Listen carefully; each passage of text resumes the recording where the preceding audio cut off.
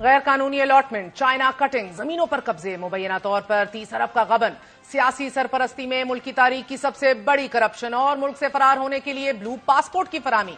कराची के हजारों शहरियों की सर की छत छीनने वाले साबिक DG Sindh building control authority Manzoor Kaka को बिलाखिर 8 साल बाद गिरफ्तार कर लिया गया है। आज कराची में स्पेशल जज सूबाई एंटी करप्शन की अदालत के रूबरू नस्ला टावर की जमीन से मुतल्लिक गैर कानूनी अलॉटमेंट के मुकदमे में मुल्जमान की अबूरी जमानत में तौसीक की दरख्वास्त पर समाअत हुई।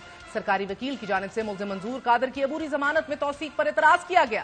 सरकारी वकील ने मौकफ इख्तियार किया कि मंजूर कादर ने नस्ला टावर का गैर कानूनी तौर पर नक्शा पास किया था। मंजूर कादर उर्फ काका और दीगर मुल्जिमान पर नस्ला टावर की जमीन 700 गज से बढ़ाकर 1100 मुरब्बा गज करने का इल्जाम है। वकील सफाई ने मौकफ दिया कि मंजूर कादर उर्फ काका पर लगाए गए इल्जामात गलत हैं। मेरी इस्तदा है कि मंजूर काका की अबूरी जमानत में तौसीक की जाए। अदालत ने फैसला सुनाते हुए साबिक DG Sindh building control authority Manzoor Kaka और खैर मोहम्मद की जमानत मंसूख कर दी। अदालत ने दोनों मुल्जिमान को हिरासत में लेने का हुक्म दिया और आज से 8 साल कबल नाजरीन सुप्रीम कोर्ट के हुक्म पर उस वक्त मुकदमा दर्ज हुआ था कि जब मंजूर काका बतौर डीजी एसबीसीए ने गैर कानूनी तरीके से जमीन अलॉट की और अरबों रुपए हथियाए। अदालत के हुक्म पर एफआईए हुक्काम ने रेंजर्स के साथ कराची में सिंध बिल्डिंग कंट्रोल अथॉरिटी के दफ्तर पर छापा मारा और 16,000 के लगभग फाइलें ले गए।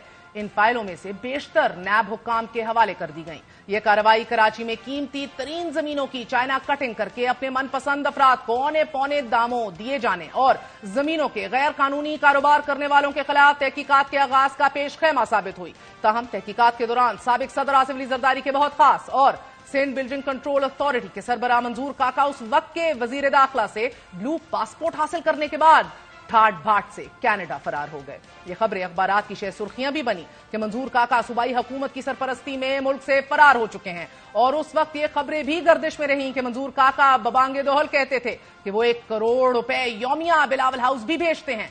8 अप्रैल 2021 में सुप्रीम कोर्ट ने कराची की शाराए कायदीन पर कायम नस्ला टावर को गैर कानूनी करार देकर गिराने का हुक्म दिया। अदालत उज़्मा ने केस की कार्रवाई के बाद डीजी एससीबीए को हुक्म देते हुए कहा कि हम प्लॉट कैंसिल कर रहे हैं, आप बिल्डिंग गिरा दें। अक्टूबर 2021 को सुप्रीम कोर्ट ने नस्ला टावर केस का तहरीरी फैसला जारी किया और 1 नवंबर 2021 को अदालती हुक्म के बाद कराची में नस्ला टावर को मुकम्मल तौर पर मकीनों से खाली करा लिया गया। हजारों शहरी उम्र भर की जमा पूंजी से महरूम हो गए।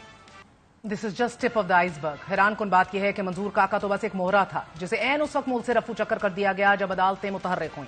सिंध में बदउनवानी से जुड़ी यह फहरिस्त बहुत तवील रही है। साबिक चीफ सेक्रेटरी और इंस्पेक्टर जनरल ऑफ पुलिस समेत हुकूमत सिंध के तकरीबन 600 हाजिर सर्विस और रिटायर्ड अफसरान कौमी एहतसाब ब्यूरो के दायर करदा 108 करप्शन रेफरेंसेज में कार्रवाई का सामना कर चुके हैं। साबिक होम सेक्रेटरी सदीक मेमन और साबिक आईजी गुलाम हैदर जमाली मुकदमात की कार्रवाई का सामना करने वाले मुल्जिमान में शामिल रहे हैं। महकमा सेहत, महकमा तालीम, महकमा ज़राअत, हाता के महकमा एंटी करप्शन सिंध का कौन सा ऐसा महकमा है कि जिसे करप्शन दीमक की तरह ना चाट रही हो।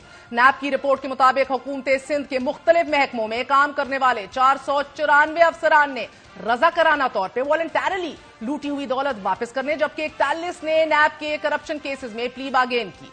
उस वक्त सूबाई सेक्रेटरी बदर जमाली मंदुखेल, साथ ही डायरेक्टर एंटी करप्शन खादिम हुसैन चन्ना, डिप्टी डायरेक्टर शमसुद्दीन शेख और कई दीगर अफसरान बड़े बड़े नाम करीबी जानने वाले कैबिनेट में और जरदारी साहब के खास 2015 में महकमा अक़लियती अमूर में मुबैना गैर कानूनी तकर्रियों में मुलव्विस पाए गए। गर्ज आज तक ये मुअम्मा कोई सुलझा नहीं सका कि ना सिंध के महकमों में करप्शन खत्म हुई है और ना ही ये मुकदमात और ना ही करप्शन की सरपरस्ती करने वाली हुकूमतें।